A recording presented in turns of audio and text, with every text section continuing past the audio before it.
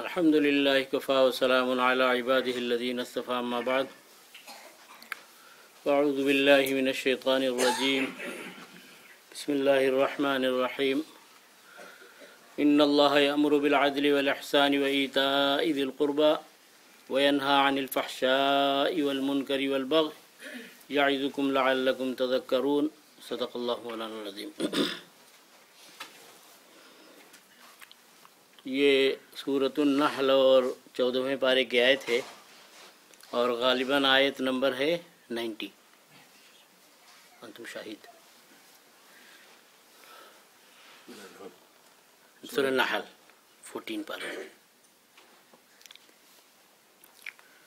पिछली मर्तबा इस आयत के सिलसिले में कुछ बातें आई थी और उसमें ये बात थी कि अल्लाह ताला ने इस आयत मुबारका में 3 काम करने के लिए और 3 काम से बचने के लिए हुक्म दिया है। और बाद मुफस्सिरीन ने इसीलिए लिखा है कि जब घर से निकला करो तो इस छोटी आयत का तर्जुमा पढ़ लिया करो। तो पूरे दिन का गोया कि ये वजीफ़ा है और पूरे दिन के याद दहानी के लिए यह आयत काफ़ी और वाफ़ी है। पहली चीज़ है इन्नल्लाह यअमुरु बिल अदल, अल्लाह ताला इंसाफ का हुक्म देते हैं, इहसान का हुक्म देते हैं। व ईताइ ज़िल क़ुरबा, और गरीबों मिस्कीनों ज़रूरतमंदों पर ख़र्च का हुक्म देते हैं। 3 कामों से रोकते हैं। व यन्हा अनिल फ़हशा, बुरी बातों से, वल मुनकर, और सराहतन जिनको कुरान में बुरा कहा गया, और बगावत से जिसका तर्जुमा होता है नाफरमानी। तशरी, ये तो तर्जुमा हो गया। तशरी तो कुछ अलग ही होती है। अब्दुल्लाह इब्न मसूद रज़ी अल्लाह ताला अन्हु जो इतने ऊंचे दर्जे के सहाबी रसूल हैं, मदीने मुनव्वरा में अल्लाह के रसूल सल्लल्लाहु अलैहि वसल्लम ने अपनी हयात मुबारका में जिनको मुफ्ती बनाया था कि फ़तवा मालूम करना हो, मसला पूछना हो तो अब्दुल्लाह इब्न मसूद से पूछ लिया करो। और अहमियत का अंदाज़ इससे लगा लीजिए इनकी, हज़रत उस्मान गनी रज़ी अल्लाह ताला अन्हु का ज़माना और हज के अरकान शुरू हो चुके। लोग घरों से निकल के मीना पहुंच गए। 8 तारीख को मीना पहुंचते। हज़रत उस्मान गनी रज़ी अल्लाह ताला अन्हु के ख़त गया कूफा, इनके नाम, ये कूफे में थे, कि आप जिस हाल में बैठे हों ये पर्चा ख़त्म करने से पहले यहाँ मदीने मक्के मुकर्रमा आ जाए। मुझे एक अहम अम्र में मशवरा तलब है। और आपको ही पता है कि अल्लाह रब्बुल इज़्ज़त के एक एक काम में कितनी कितनी वो हिकमतें होती हैं और एक एक सिलवट में उस हुक्म के कितने अवामिर होते हैं, कितने नवाही होते हैं। ये अल्लाह जान सकते हैं, बंदा कभी नहीं पहुँच सकता वहाँ तक। अब देखिए वहाँ से तो इनको बुलाया जा रहा मशवरा करने के लिए, और दरमियान में क्या है? दरमियान में ये है कि हज़रत अबू ज़र ग़िफ़ारी रज़ी अल्लाह ताला अन्हु जो बहुत ही पुराने सहाबी और जिनका सभी एहतराम करते थे, वो मदीने मुनव्वरा से बाहर किसी मसलहत की वजह से भेज दिए गए थे। उनका हो रहा है इंतकाल, बीवी है साथ में और ख़ुद हैं। अब बीवी परेशान है कि आपका इंतकाल हो रहा, तजहीज़ तकफ़ीन का इंतज़ाम मैं कैसे करूँगी, औरत ज़ात हूँ, मेरा फिर क्या होगा।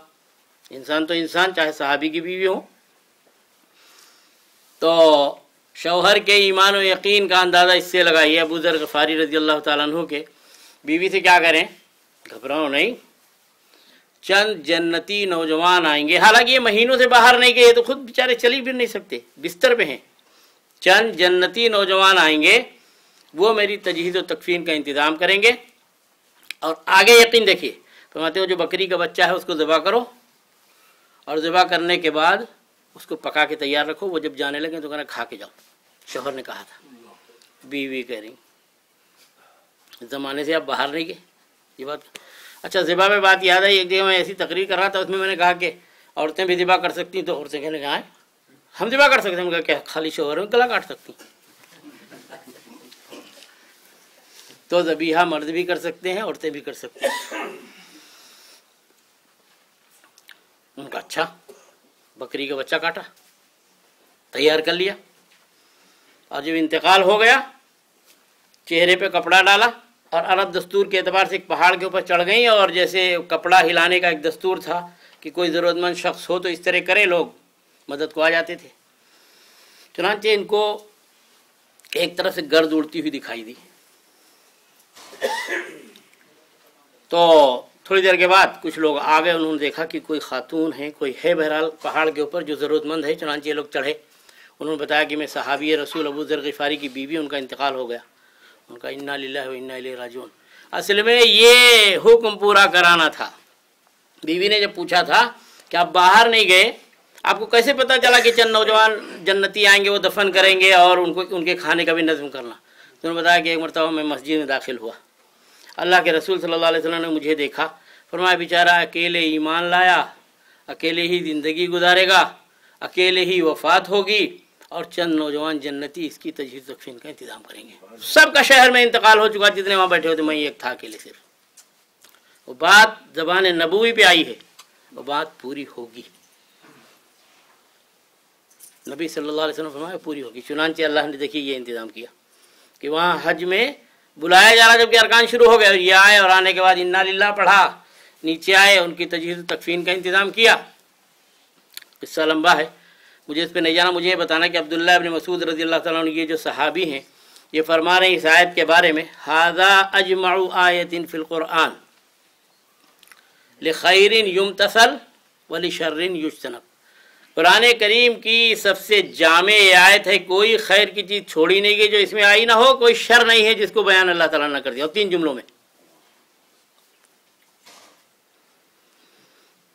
اس میں سب سے پہلے حکم دیا گیا عدل کا،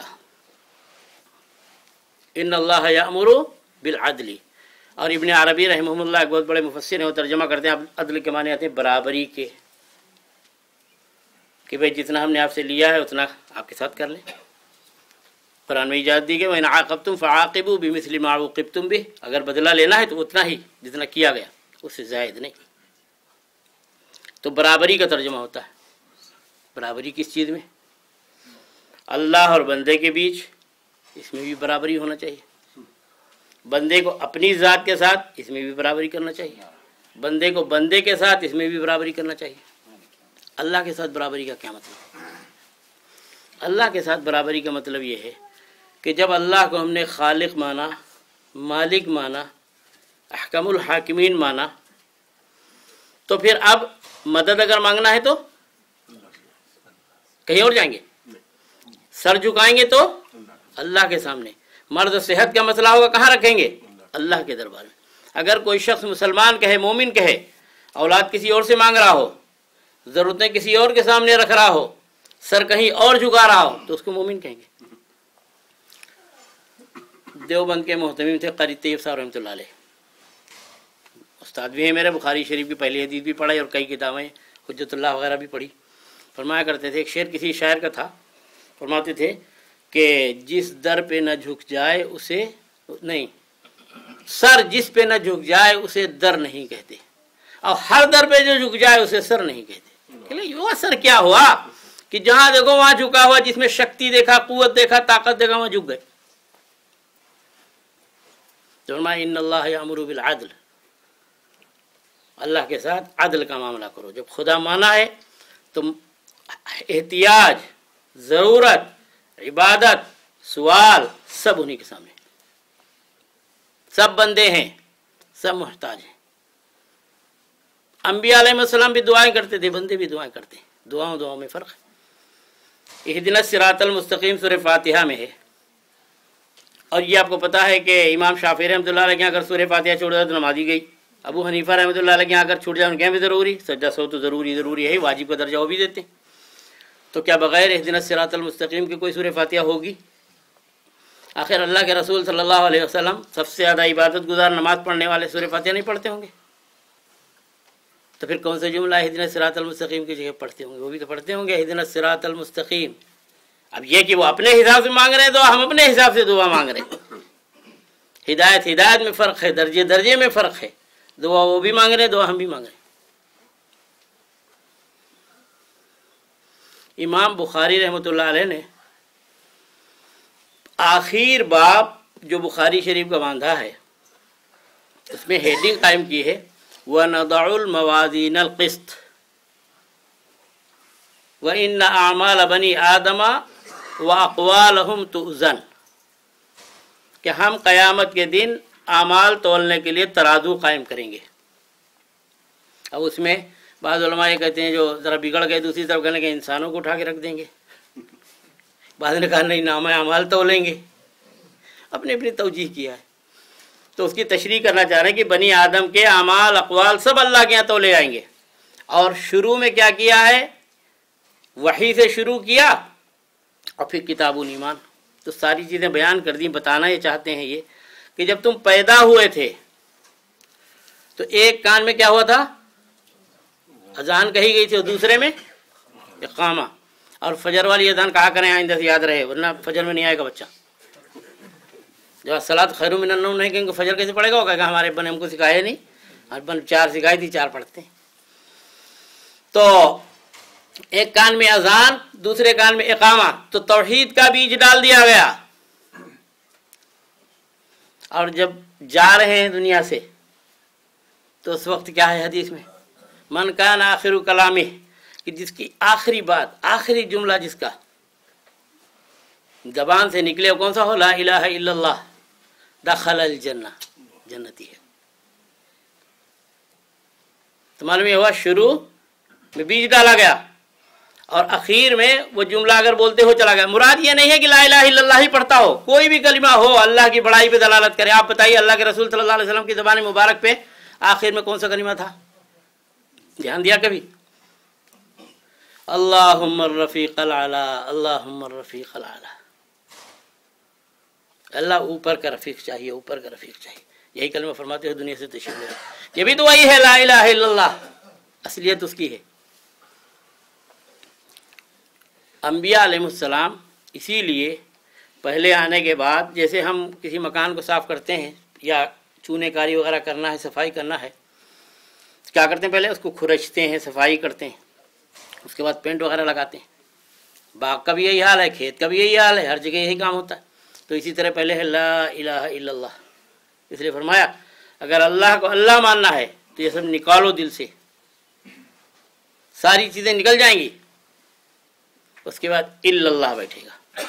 اور یہی تو چیز تھی کہ تصوف کے لیے لوگ برسہا برس بزرگوں کے یہاں جا کے بیٹھتے تھے، یہ چیز دل کے اندر بٹھانے کے لیے سیکھا کرتے تھے۔ تو امام بخاری رحمۃ اللہ علیہ شروع میں حدیث لا رہے ہیں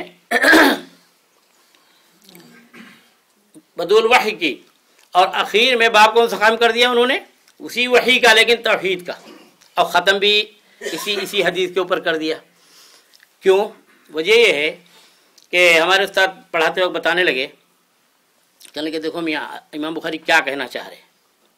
کہنا یہ چاہ رہے ہیں کہ اب تک تو تم 12 سال 14 سال سے جو کچھ پڑھ رہے تھے وہ علم تھا، تم نے ایمان بھی پڑھا، عبادت بھی پڑھی، معاشرت بھی پڑھی، اخلاقیات بھی پڑھے، سب کچھ پڑھے۔ اب تم کو بتا یہ رہے ہیں وَنَضَعُ الْمَوَازِينَ الْقِسْطَ کا باب قائم کر کے ہم اعمال کے لیے ترازو رکھیں گے۔ اب تک میدان تھا علم کا، اب میدان کون سا رہا ہے؟ عمل کا۔ ایک قول، ایک تمہارا فعل، ایک نقل و حرکت، وہ ساری کی ساری تمہاری چیک ہوگی، وہاں تولی جائے گی۔ وہ بتا رہے ہیں امام بخاری رحمۃ اللہ علیہ، علم تو ہم نے یہاں تک تم کو دے دیا، اب تمہارا میدان ہے آگے عمل کرنا ہے۔ وَنَضَعُ الْمَوَازِينَ الْقِسْطَ، اور آگے واضح بھی کر دیا وَإِنَّ أَعْمَالَ بَنِي آدَمَ وَأَقْوَالَهُمْ تُوزَنُ، کہ اعمال اقوال جتنے ہیں سب کو وزن کریں گے۔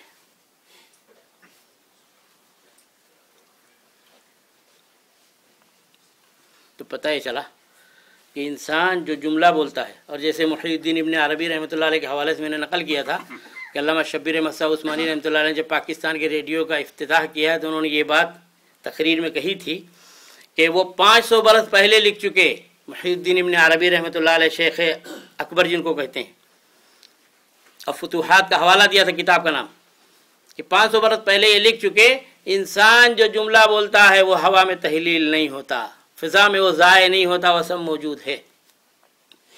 اور سائنس نے آج تو مان لیا، تحقیق نے آج کی مانا اس کو، اور انہوں نے 500 برس پہلے کا جیسے نظر کشفی اللہ تعالیٰ نے ان کو عطا فرمایا تھا۔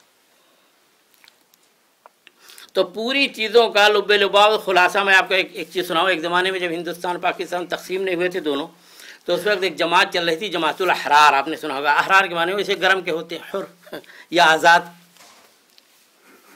حر سے لے لیں اگر تو حرارت ہے، گرمی ہے، حر سے لے لیں تو آزادی ہے. تو خیر آزادی کی ایک تحریک چل رہی تھی. اس میں ایک بہت بڑے امیر تھے، مولانا حبیب الرحمن صاحب، رئیس الاحرار کہلاتے تھے. اور وہ کسی مولوی لوگ جلدی مانتے نہیں تھے، مطلب سیاسی میدان کا آدمی ہو اور کام تو یہی ہے. مولوی لوگ تو ایسے بیٹھے رہتے ہیں، قال اللہ قال رسول پڑھاتے رہتے ہیں، کہتے تھے. تو ایک مرتبہ وہ جا رہے تھے رائے پور ایک جگہ، تو راستے سے گزرے سہارنپور میں شیخ زکریا صاحب سے ملاقات ہوئی رحمہ اللہ. ان سے کہنے لگے دیکھو میں مانتا ہوں تو تم کو ہوں نہیں، مگر ایک بات بتاؤ تصوف کا کیا مطلب. 8 دن کے بعد واپس ہوں گا، سوال جواب سوچ کے رکھنا. گیا سنو سنو سنو سنو 8 سال کہاں اس کی زندگی کا بھروسہ، ابھی جواب لیے جاؤ.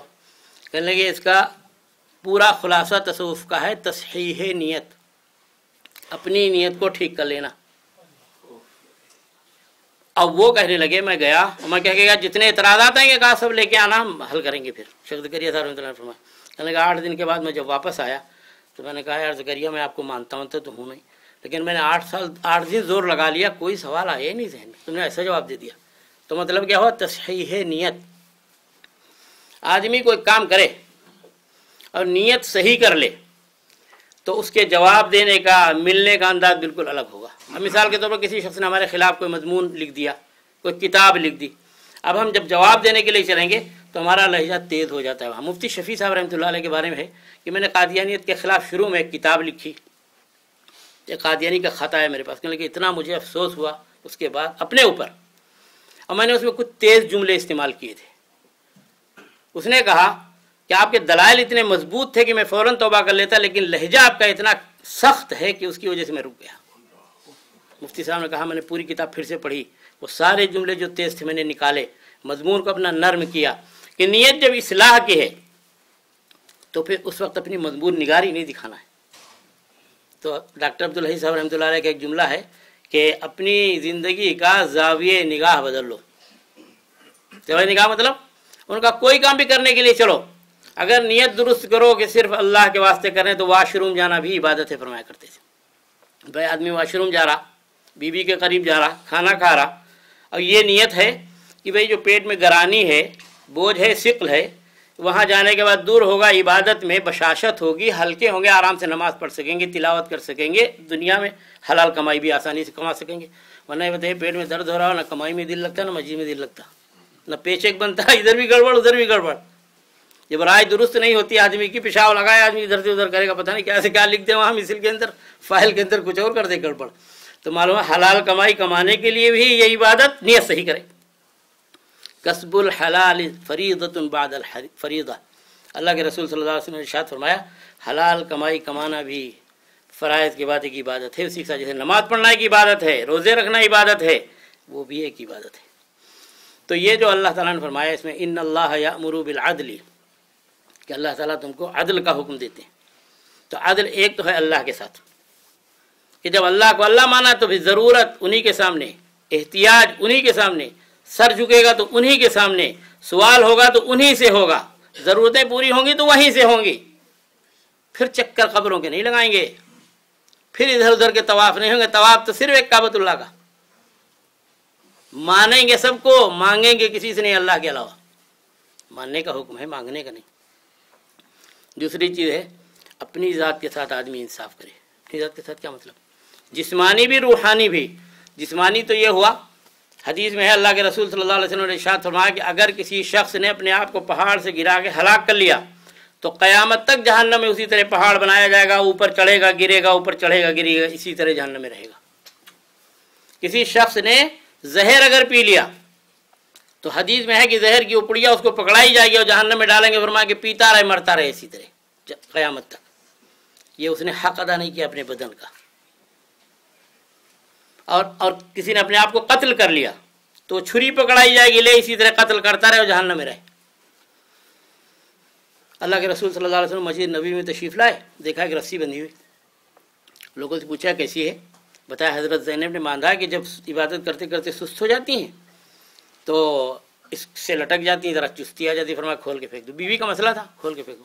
لوگوں کو مسئلہ بھی بتانا تھا. फरमाया जब तक चुस्ती है, नशात है बदन के अंदर, ताजगी इबादत करो, सुस्ती आ रही सो जाओ, वरना होगा क्या? तिलावत किए जा रहे हैं, जगने की रात है, पूरी रात जगना ज़रूरी है, और पढ़ रहे कुल या अय्युहल काफिरून आबुदू मा ताबुदून, बजाय लाबुदू के क्या पढ़ रहे हैं? आबुदू मा ताबुदून पढ़ रहे हैं। मैं भी उन्हीं की इबादत करता हूँ जिनकी तुम करते हो मक्के वालों। तो इसे मना किया शरीयत ने। जमुआई आ रही आदमी को, एक तो मुंह का जाविया कैसा हो जाता माशाल्लाह, इसीलिए हाथ रखने को तिलावत रोक दे, आदमी जिक्र कर रहा रोक दे, उसे पता नहीं क्या आदमी कहने लगे, और दूसरे बिगड़े हुए मुंह से अल्लाह का नाम आदमी लेगा तो कैसा बुरा होगा। तो बदन का हक है, और रूहानी हक ये है आदमी वो अमाल न सरदर्द होने दे अपने आप से, वो हरकतें न होने दे कि जिसकी वजह से रूह वहाँ तबाह हो। बदन तो यहाँ चला जाएगा कि रूह को वहाँ खमियाजा भुगतना पड़े। हज़रत अबू दरदा और सलमान फ़ारसी रज़ी अल्लाह ताला अन्हुमा के दरमियान में अल्लाह के रसूल सल्लल्लाहु अलैहि वसल्लम ने दोस्ती कायम कराई थी, मुआख़ात। वो मक्के के थे, वो मदीने के थे, दोस्ती कायम करा दी।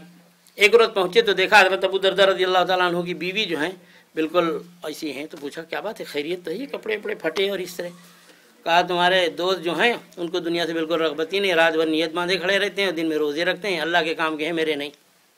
यही तो कहा भाई, कहा रात भर इबादत करते हैं, दिन में रोज़े रखते हैं, क्या मतलब?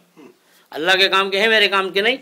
तो उन्होंने बुलाया, और बुलाने के बाद कहा इन्ना लिअयनिका अलैका हक़्क़ा व इन्ना लिजसदिका अलैका हक़्क़ा व इन्ना लिअहलिका अलैका हक़्क़ा। 3-4 जुमले फरमाए। उन्होंने जाकर हुजूर से शिकायत की, अबू दरदा रज़ी अल्लाह तआला। तो अल्लाह के रसूल सल्लल्लाहु अलैहि वसल्लम तस्वीर फरमाई कि हाँ, सलमान ने सही कहा, बदन का भी हक़ है, रूह का भी हक़ है, अहल व अयाल का भी हक़ है। आदमी वही कामयाब है कि जो सारे हुकूक अदा करते हुए चले। जंगलों में चले गए, साधुओं की ज़िंदगी गुजार दी, कोई ज़िंदगी थोड़ी है, अल्लाह के करीब जाने वाली ज़िंदगी नहीं है। अल्लाह मन करने की तौफीक अता फरमाए।